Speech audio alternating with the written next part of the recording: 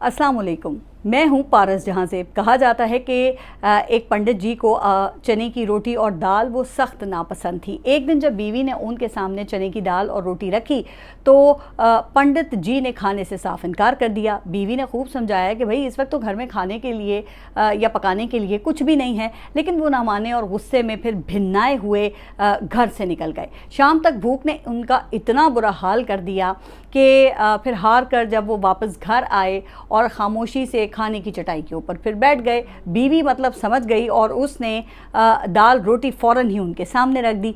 पांडे जी ने बहालत मजबूरी फिर ज़ाहिर है उसी से अपने पेट की आग बुझाई, जिससे फिर एक ज़रबुल मिसल बनी कि पांडे जी पछताओगे वही चने की खाओगे। अच्छा, इससे कहावत वाले पांडे जी ने तो सबक हासिल कर लिया होगा, वो ज़रूर बाज आ गए होंगे।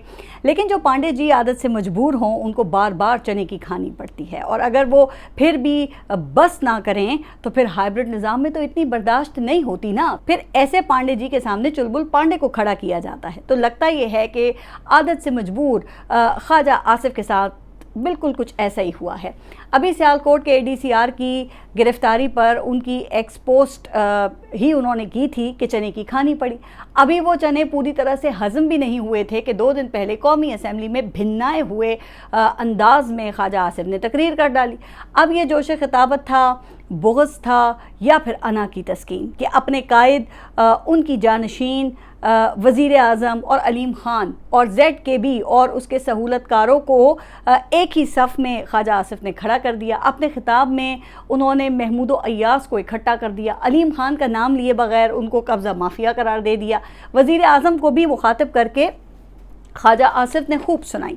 कहा कि हर साल बाद सैलाब आते हैं जिसके बाद हम दुनिया को इमदाद की अपीलें करते हैं, लेकिन अपने आमाल वो हम दुरुस्त नहीं करते। यहाँ तक कह दिया कि सैलाब कुदरती आफत नहीं बल्कि हमारे आमाल का नतीजा है। फिर बारी आई कायद की, जानशीन की, जिनको पंजाब में बल्दियाती इदारे ना होने का उन्होंने ताना दिया। कहा कि इसी वजह से तो सैलाब की मैनेजमेंट में मसला होता है। अच्छा, फिर जब ZKB नामी ठेकेदार की बात आई तो फिर एक तीर से 2 शिकार खेलने की ख्वाजा आसिफ ने कोशिश की। ये भी ना सोचा कि जिस ठेकेदार का वो नाम ले रहे हैं वो उनके कायद का पसंदीदा ठेकेदार रह चुका है, और उन्होंने कहा कि ऐसे लोगों से हम अपनी बोलियां लगवाते हैं।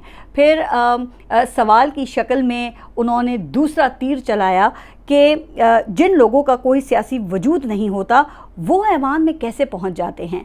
वैसे अब ख्वाजा साहब इतने भोले भी नहीं हैं कि उन्हें फैसल वावडा और मोहसिन नकवी के मुस्तकिल पते का इल्म ही ना हो, लेकिन इस तमाम गुफ्तगू में ख्वाजा आसिफ ने अपनी तरफ से चालाकी की कि सामने बैठे बलूचिस्तान से मुंतखब JUIF के एक सेनेटर को रखा जो ZKB के मालिक हैं, लेकिन सुनाया उन तमाम लोगों को जो उनके प्यारे ADCR की गिरफ्तारी में शामिल थे। लेकिन बात जाहिर हो या फिर इशारों में, जहाँ जहाँ पहुँचाना मतलूब थी वहाँ वहाँ वो बात पहुँची, जिन्होंने फिर दूसरे दिन चुलबुल पांडे को मैदान में उतारा। जी हाँ, मैं बात कर रही हूँ रावलपिंडी से रुकने असम्बली हनीफ अब्बासी की, जिन्होंने न सिर्फ अपने हल्के रावलपिंडी की खूब तर्जुमानी की बल्कि पार्टी की लीडरशिप का भी सगा बनकर दिखाया। पहले तो उन्होंने ख्वाजा आसिफ को इशारों में भिगो कर मारा और फिर तो सीधा ही उनसे इस्तीफ़ा मांग लिया। सामने हनीफ अब्बासी ने खुद को रखा और पता ख्वाजा आसिफ का बताया। कहा कि हमें शौक़ होता है, कभी ब्यूरोक्रेसी को गाली देते हैं, कभी सियासतदानों को, और कभी अपने ही निज़ाम को हाइब्रिड निज़ाम कह देते हैं। अच्छा, जब वाज़े हो गया कि जनाब वो किससे मुखातिब हैं तो फिर ख्वाजा आसिफ को उन्होंने खूब आईना दिखाया। कहा कि ये कैसे मुमकिन है कि रावलपिंडी में इंक्रोचमेंट हो और मैं कहूँ कि इसका ज़िम्मेदार मैं नहीं। फिर कुछ शर्म कुछ हया याद करवाई कि आप एक तरफ कह रहे हैं कि निज़ाम गंदा है और दूसरी तरफ 40 साल से आप इसी निज़ाम का हिस्सा हैं, आप इसी निज़ाम को गालियाँ दे रहे हैं। अच्छा, वैसे ये वही बात है ना जो मैंने गुज़िश्ता व्लॉग में ख्वाजा आसिफ की एक्सपोस्ट पर कही थी कि भाई ये कैसे मुमकिन हो सकता है कि आपके शहर में आपकी बिल्कुल नाक के नीचे दिहाइयों से कोई काम आपकी मर्ज़ी के ख़िलाफ़ हो रहा हो और आप ख़ुद को बड़ा मासूम साबित करें। इसमें या तो आप फिर शरीक होते हैं या फिर मसलहत का शिकार। अब ख्वाजा आसिफ को बताना चाहिए कि वो किस कैटेगरी में आते हैं। बहरहाल آئینہ دکھانے کے بعد حنیف عباسی نے دھمکی لگائی. جی ہاں, دھمکی بھی, اور وہ بھی حنیف عباسی نے اپنے مخصوص انداز میں لگائی, جیسے انہوں نے کچھ مواد دیکھ رکھا ہو.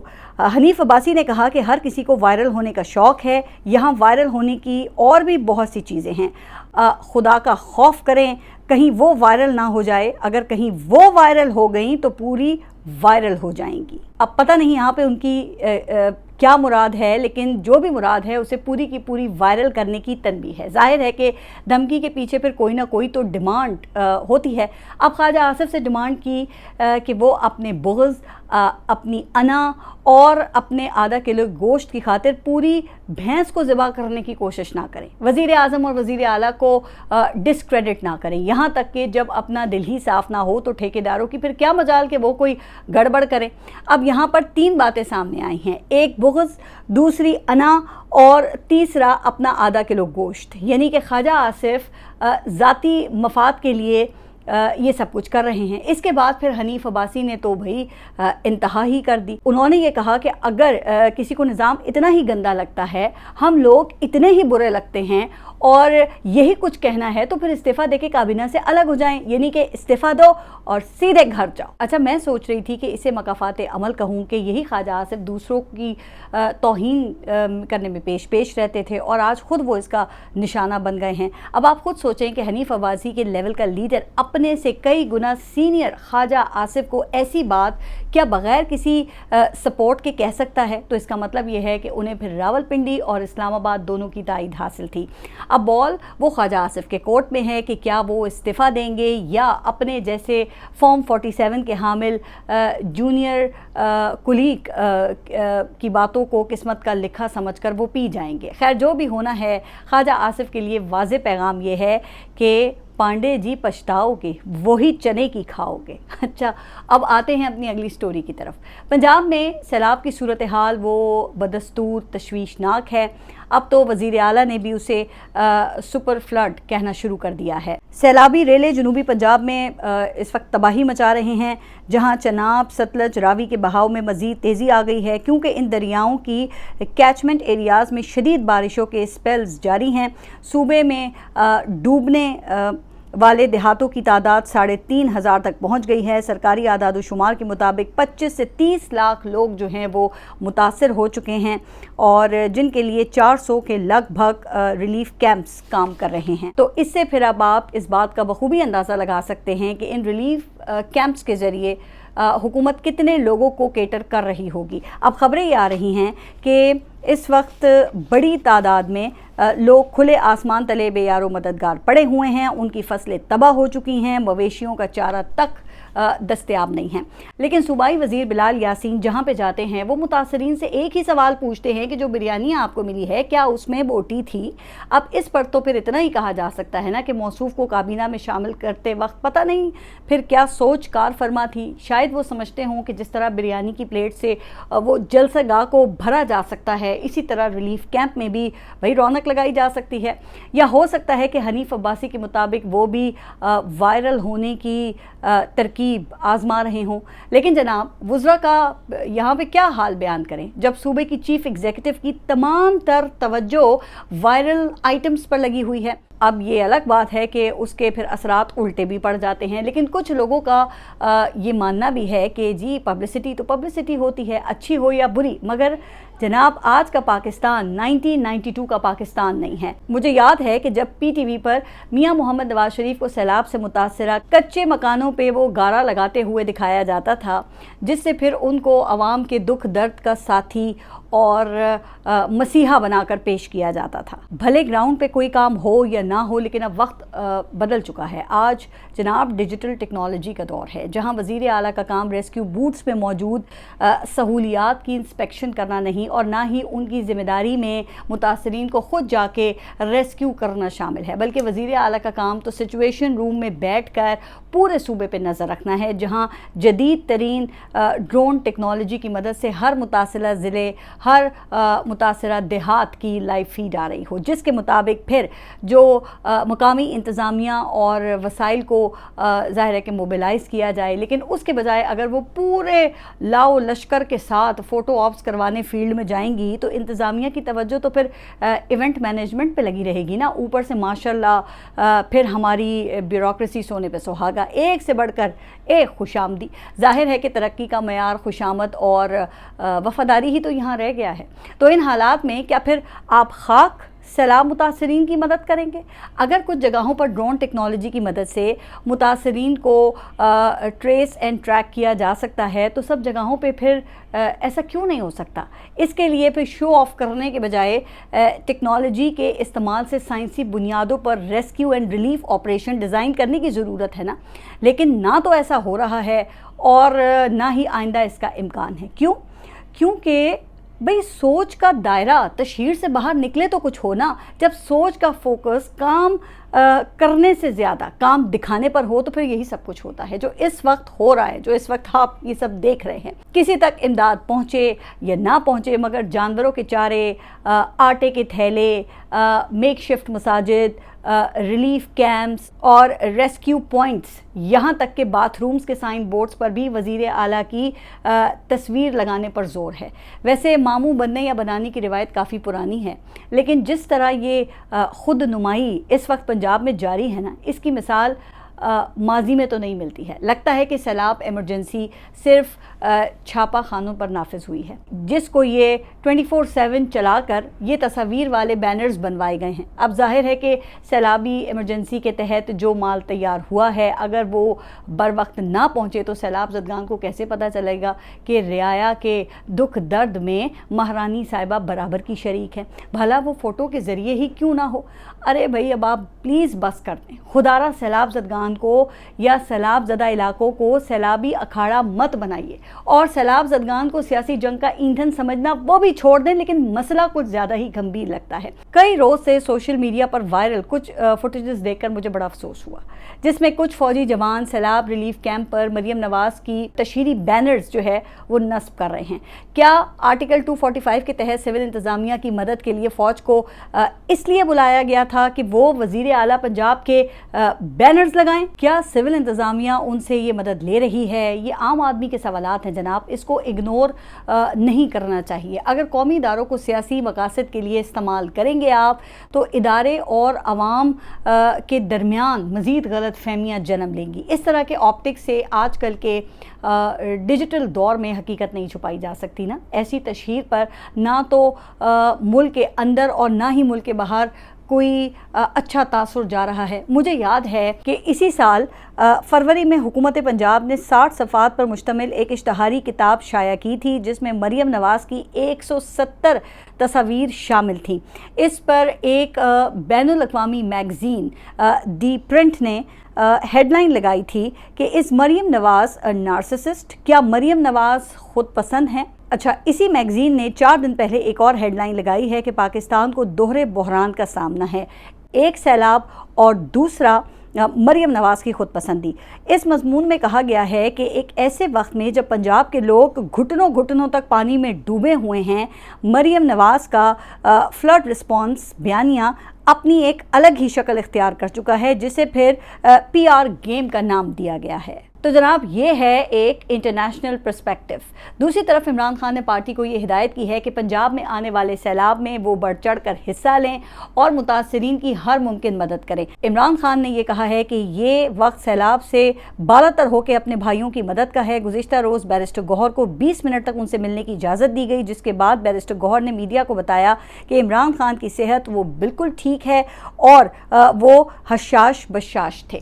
اچھا، اس حوالے سے حکومت نے ان کے طبی معائنے کی رپورٹ وہ بھی جاری کر دی ہے، جس میں تمام وائٹل ٹیسٹ نارمل ہیں، بلکہ بلڈ پریشر، دل کی دھڑکن اور ऑक्सीजन सैचुरेशन लेवल एक सेहतमंद नौजवान जैसा है, लेकिन उनके कान के एक मसले को लेकर सरकारी मेडिकल बोर्ड ने सपोर्टिव मैनेजमेंट की सिफारिश की है, जिसके बाद कुछ फिर ऐसे तज्ज़िये सामने आए हैं जैसे कि इमरान खान के कान की तकलीफ़ को हुकूमत एक्सप्लॉइट कर रही है। अब क्या इस बात में हकीकत है? हतमी तौर पे तो देखें ये बात नहीं कही जा सकती, लेकिन कुछ वाक़याती शवाहिद एक ट्रेंड को वाज़े कर रहे हैं जिससे सवालात खड़े हो गए हैं। कुछ रोज़ से हुकूमती हलकों की जानिब से ऐसी क़यास आराइयाँ की गई हैं जिससे ये मामला मज़ीद मशकूक हो गया है। ये क़यास आराइयाँ अब क्या हैं? अच्छा, इस पर आने से पहले इमरान खान के कान में तकलीफ़ और इससे जुड़ी कहानी का मेडिकल रिकॉर्ड की रोशनी में जायज़ा लेना वो ज़रूरी है। तो जनवरी 2024 में कैद के 6 माह बाद पहली बार इमरान खान के कान में शिकायत सामने आई और अगस्त 2024 में द न्यूज़ अखबार में एक खबर शाया हुई जिसके मुताबिक बेनज़ीर हॉस्पिटल के डॉक्टर अहमद हसन ने इमरान खान का मुआयना किया और टिनाइटिस की तशख़ीस की। ये एक ऐसी कंडीशन होती है जिसमें कान में सनसनाहट या घंटियाँ बजती हैं। इसके लिए सरकारी डॉक्टर ने फिर एक दवा लिख कर दी जिसे इमरान खान ने कुछ अरसे इस्तेमाल किया, लेकिन फिर जब जुलाई में उनके ज़ाती मौलज डॉक्टर फैसल ने उनसे मुलाकात की तो उनके मशवरे से इमरान खान ने सरकारी डॉक्टर की तजवीज़ करदा दवा इस्तेमाल करना छोड़ दी, जिसके बाद कुछ दिनों के बाद फिर खान साहब को तकलीफ़ हुई तो दोबारा डॉक्टर अहमद हसन को बुलाया गया। उन्होंने फिर वही दवा तजवीज़ की, जिसके बाद फिर अदालत के हुक्म से अगस्त 2024 में शौकत खानम के डॉक्टर आसिम यूनुस ने उनका मुआयना किया। ज़ाती मौलज की जानिब से ये उनका आखिरी मुआयना था।